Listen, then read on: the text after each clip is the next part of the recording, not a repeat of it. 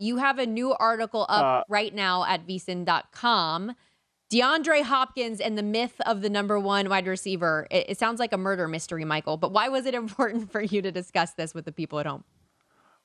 Well, I think we have a misconception, and as I wrote about, there's myths kind of take on a life of their own. And this idea that every team has a number one receiver. And when you use the word number one receiver, you're implying that this receiver is a guy that you have to set a coverage to. You have to roll the coverage to. You have to double him on every single play because the ball will be in the end zone if you don't.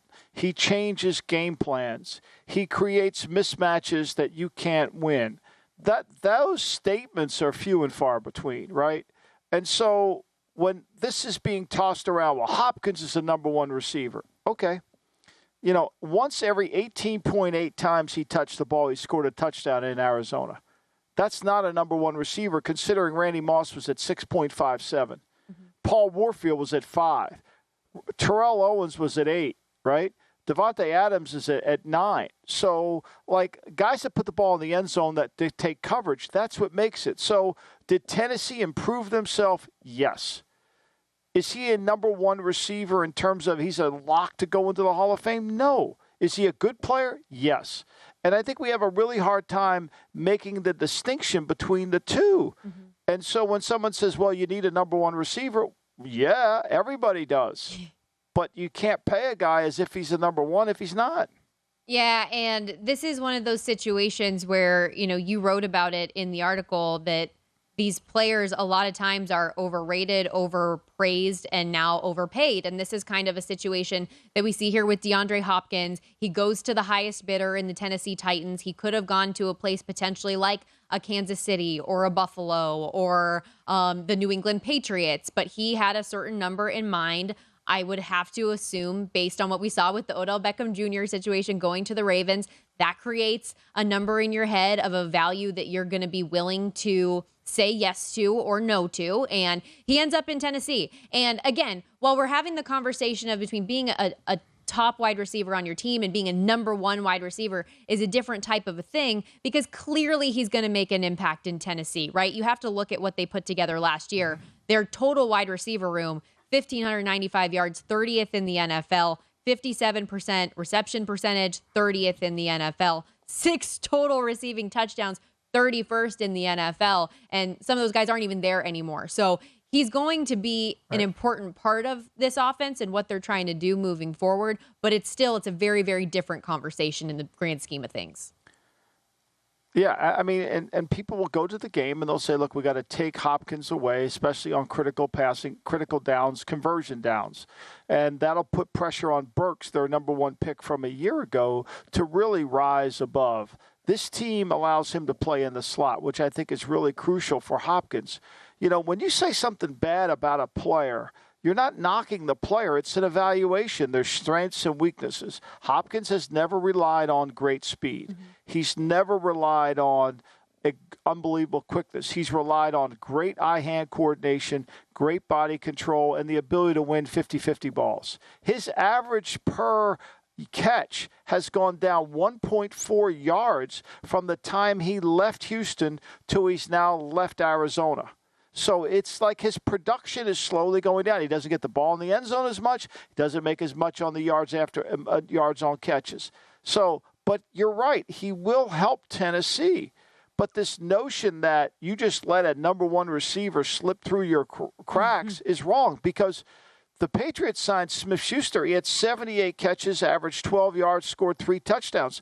Those numbers are along the same lines as Hopkins. Mm-hmm. But no one confuses Smith-Schuster for a number one because he's not.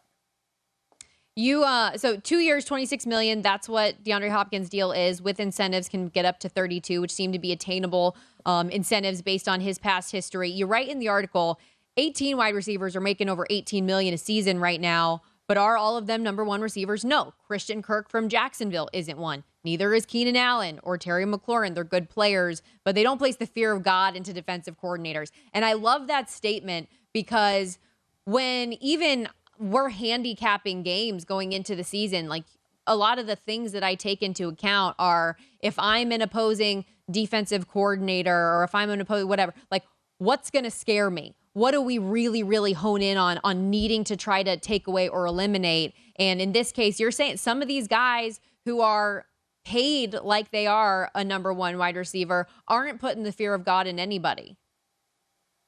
Right. As I wrote, he worries the defense. Hopkins worries the defense. McLaurin worries the defense, right? They're worried about him. They know they got to deal with him. But they feel like they have a compatible player or comparable player that can match up. When you scare the defense, there's no one that matches up to Tyreek Hill one-on-one.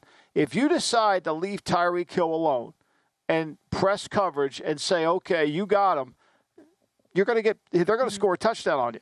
If you left Randy Moss alone, they're going to score. That's why Randy Moss averaged 6.5. I mean, Tyreek Hill, every 9 times he catches the ball, he scores a touchdown. Devontae Adams, every 8.83 times he touches the ball, he scores a touchdown. And when you're a number one receiver, not number one receiver on the team, a number one receiver in the league, you can't get game planned out of the game. You can't take Adams out. Adams doesn't have a game where he doesn't make plays. Hill doesn't have games where he doesn't make plays. Jefferson doesn't have a game where he doesn't make plays. Those guys are legitimate. And we've confused good for great. That's all I'm trying to say. And I think Hopkins is a good player. He'll help Tennessee. I think Tennessee is a team that can go over their win total at 7.5 because, A, they play Houston twice. They play Indy twice, 2 rookie quarterbacks, right? 2 rookie quarterbacks against a good defense. And then they play Jacksonville twice. Now, I know people are scared of Jacksonville, but Tennessee's not. They almost beat them last year. So there's a really good chance that if they win 4 games in their own division, they can get to 8 wins. I hate to say it, Michael, but the way that you rag on Femi for certain teams and things he likes, I worry that I might have that with the Tennessee Titans. I did end up buying in on their season win total over 7.5. I bet an alt over their season win total 8.5 at 2-1. And I placed a bet on them to win the division at plus 350. So I am all in on the Titans this year. We're going to have to follow along and see how that ends up coming. Right. But I liked a lot of our conversation from the other day, talking to the ESPN Nation reporter, Teron Davenport, about his feelings and talking through with you that within this division specifically, like the gap isn't as wide as the odds indicate between the Jacksonville Jaguars and Tennessee Titans in my mind. Davenport said it was more like a 1A and 1B, and I think I kind of agree from that standpoint. So I'm buying in on the Titans to have 8 or more wins. Right, and I mean, look, their offensive line needs to come together. There's no question. They've tried to address that. They lose David Long, a really good player, the linebacker, the middle linebacker, but they signed Azir Al-Shahir, who's a really good player that you know from San Francisco. They signed Sean Murphy-Bunting at corner. It gives them a legitimate corner. Is he great? No, but it helps them to go along with their pass rush, right? So they have good players. Look, their formula for winning is they're going to play sound defense. They're going to not turn the ball over. They're not going to lose the game, and they're going to run Henry. They're going to run play action pass. I think, to me, if you take that into account, you say, why am I making this bet? You're saying you trust Vrabel. You believe their defense is going to be good enough.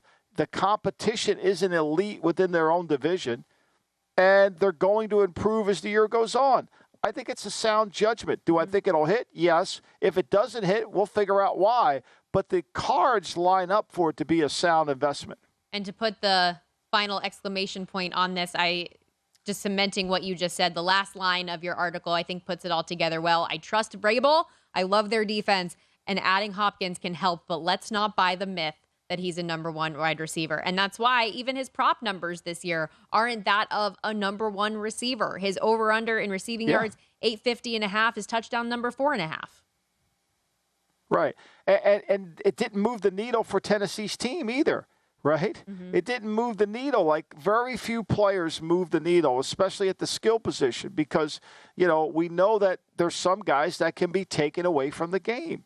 We know this, right? We understand it. And when you have a player that's like Hill or Adams or those guys that are hard to take out of the game, maybe it's Garrett Wilson with the Jets. We'll see this year, right? We'll find out how it's coming along. But I think, to me, we are so quick to say this guy's a number one, or this guy. No, I mean, nobody drives to the stadium saying, oh, my God, I got to play Keenan Allen today. No one drives to the stadium and say Christian Kirk, right? They're worried about Mike Adams now. Mike Adams puts the fear of God into you, right? You got to take care of him. And so that allows Allen to do what he does.